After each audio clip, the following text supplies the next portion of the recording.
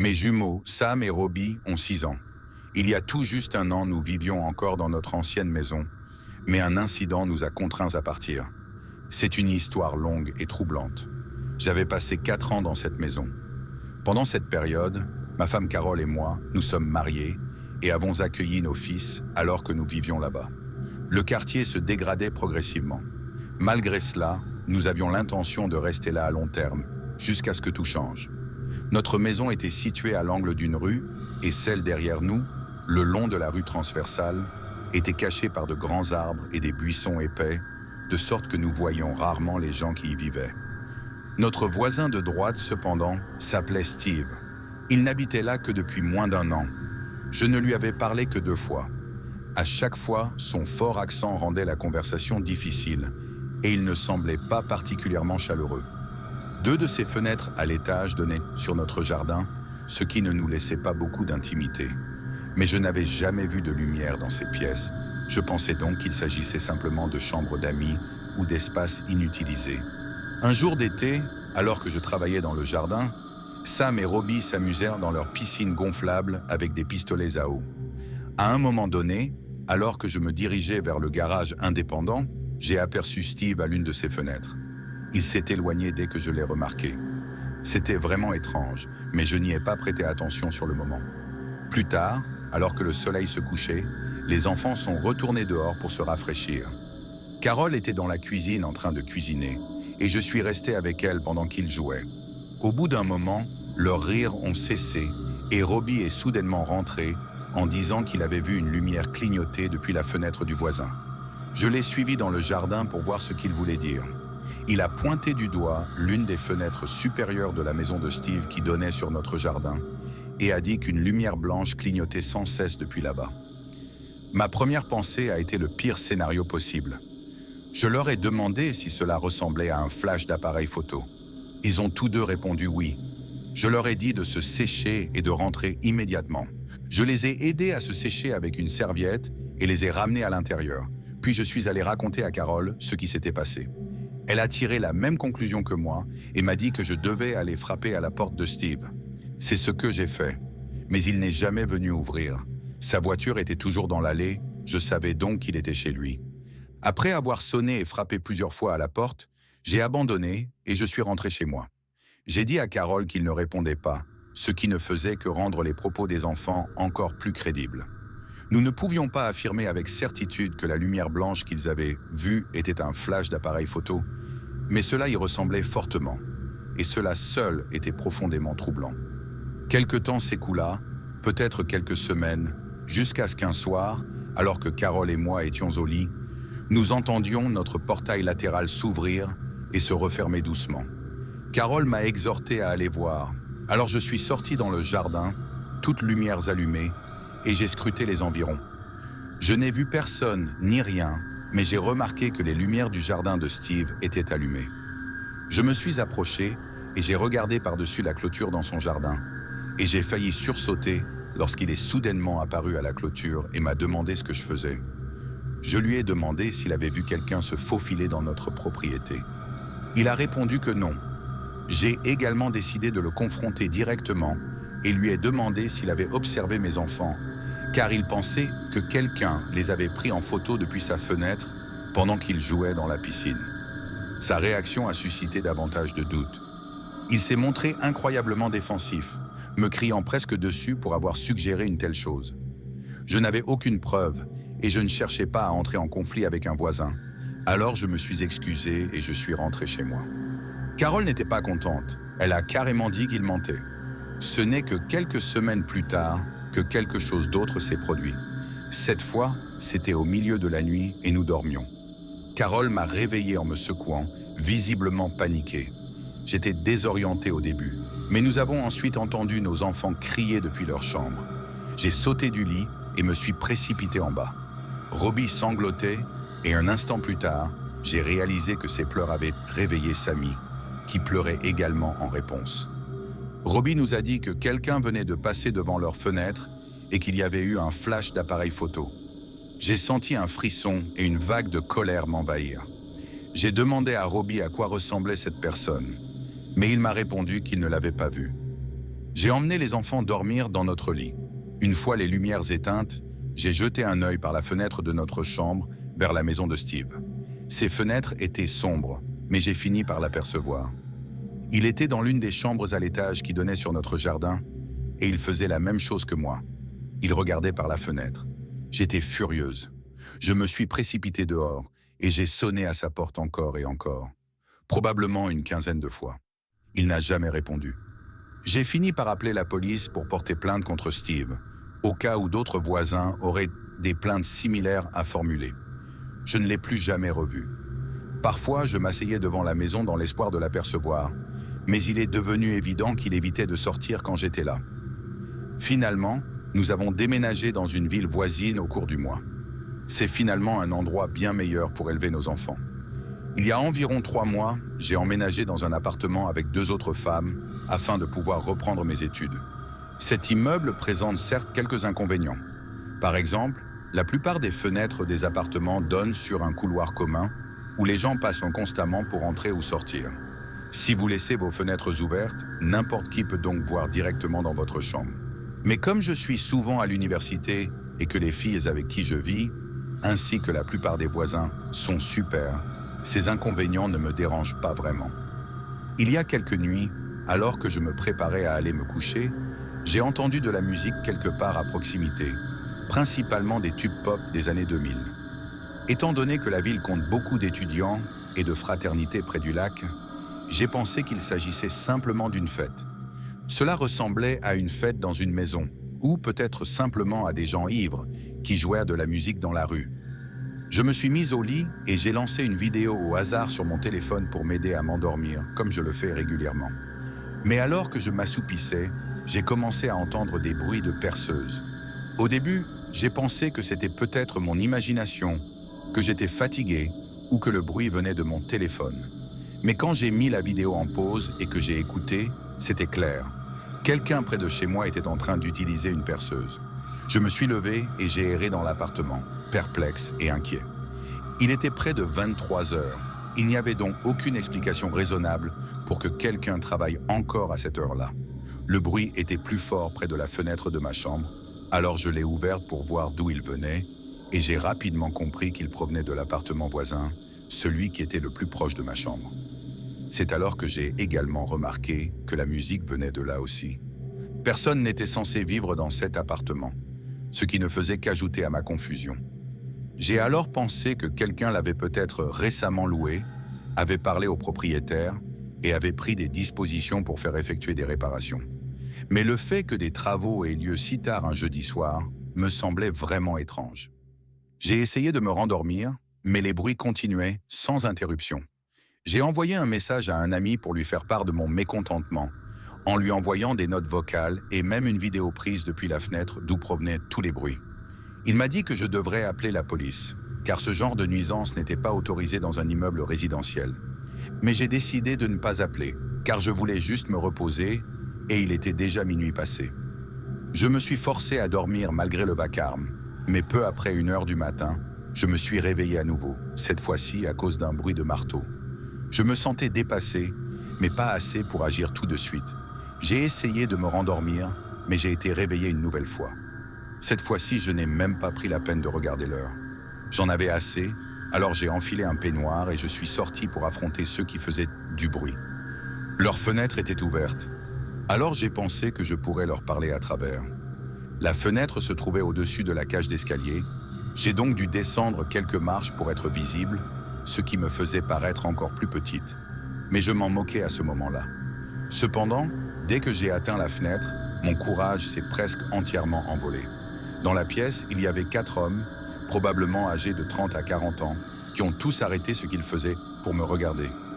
Seule la radio continuait de jouer, et d'une certaine manière, le silence soudain de tous les outils rendait la situation encore plus étrange. C'était ce que je voulais quelques instants auparavant, mais être le centre de l'attention de ces hommes me donnait la chair de poule.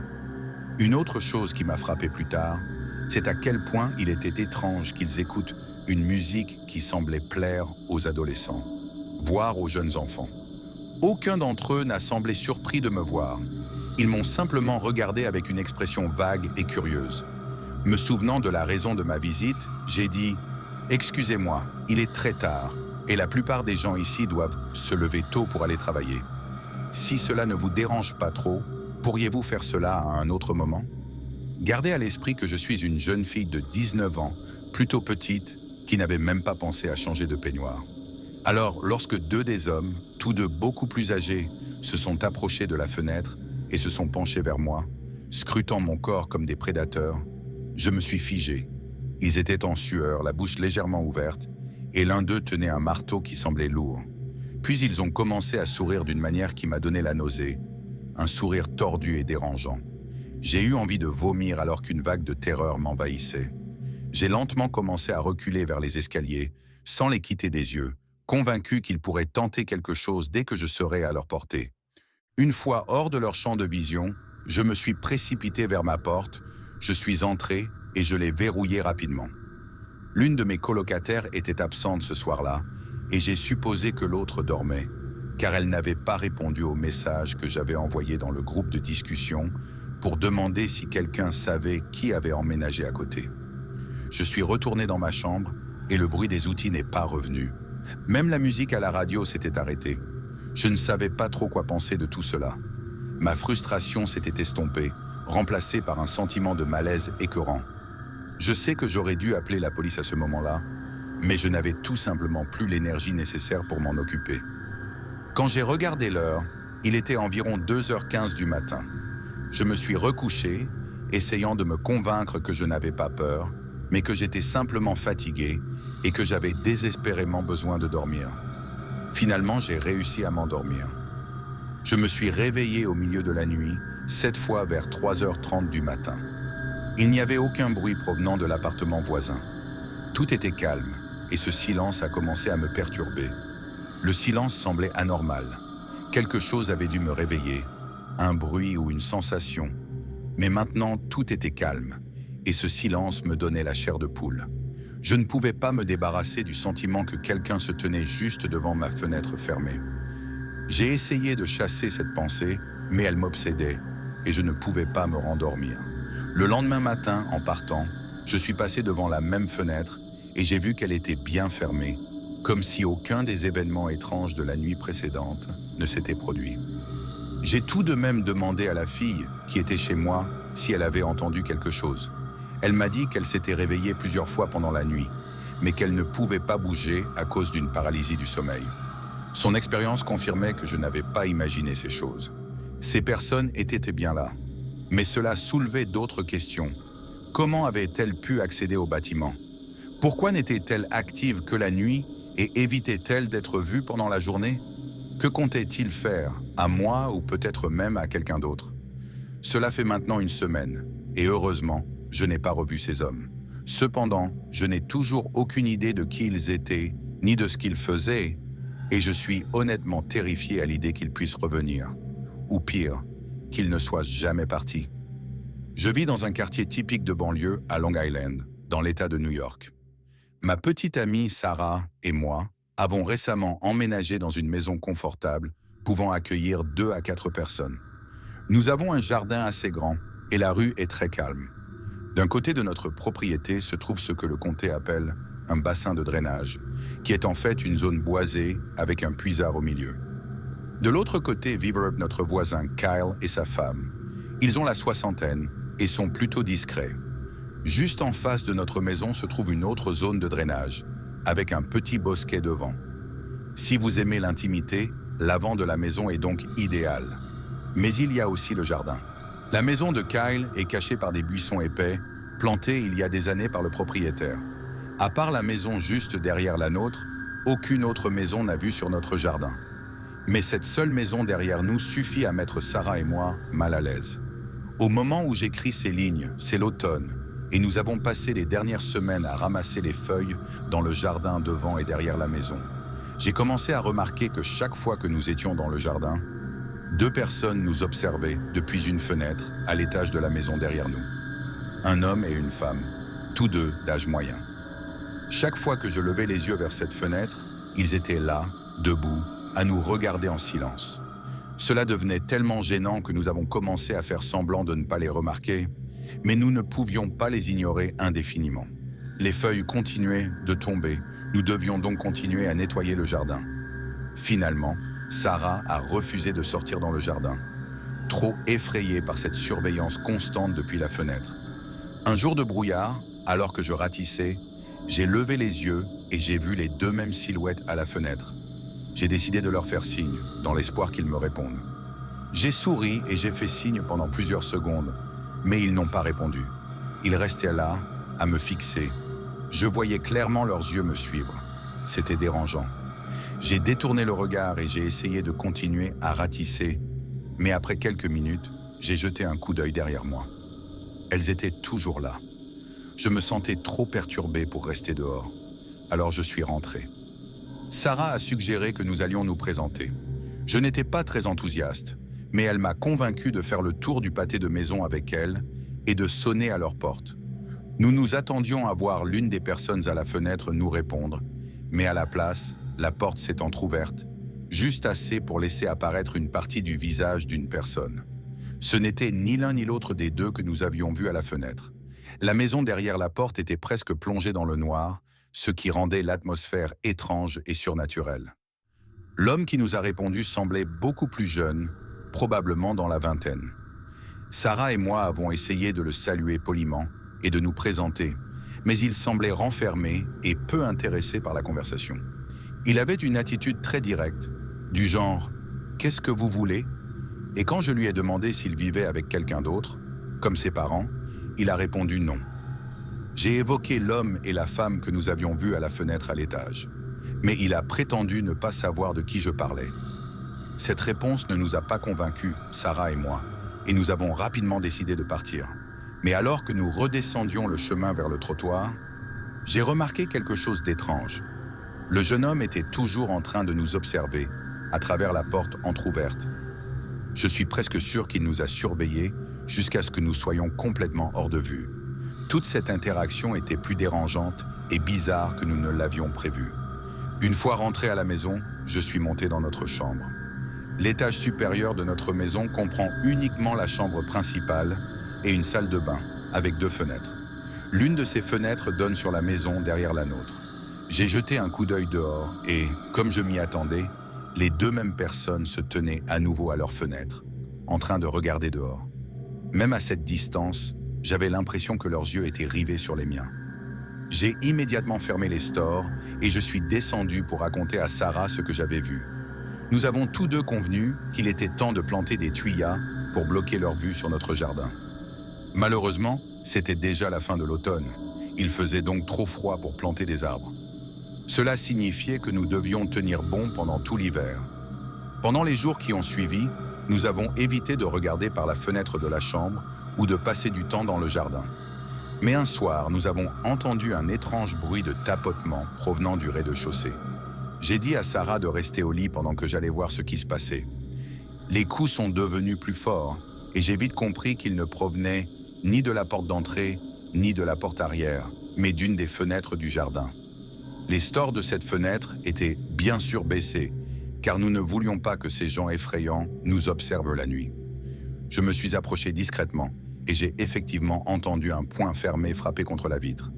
J'ai pensé demander qui était là, mais je suis resté figé, trop effrayé pour parler. À la place, j'ai allumé le projecteur du jardin. Dès que la lumière s'est allumée, les coups ont cessé. Je n'ai même pas osé jeter un œil dehors. J'ai laissé la lumière allumée et je suis remonté à l'étage pour raconter à Sarah ce qui s'était passé, en lui disant que j'avais fait fuir la personne. J'ai exagéré parce que je ne voulais pas avoir l'air effrayé et je ne voulais pas qu'elle s'inquiète encore plus. Nous soupçonnions néanmoins tous les deux que cela avait un rapport avec les occupants de cette maison. Il ne s'est rien passé d'autre depuis, mais je compte bien rester vigilant tout l'hiver. Voici les dernières nouvelles. Cela fait 2 semaines que ces 2 personnes n'ont pas été aperçues à la fenêtre. Mais hier soir, nous avons entendu des cris et des hurlements provenant de leur maison. J'ai dû ouvrir notre fenêtre pour mieux entendre. Et même avec les 2 fenêtres fermées, les cris étaient audibles. Cela montre à quel point ils étaient forts. Puis tout à coup, les cris ont cessé et la maison est redevenue silencieuse. Nous avons failli appeler la police, mais nous avons finalement décidé de ne pas le faire. Je continuerai à vous tenir au courant si quelque chose de nouveau se produit.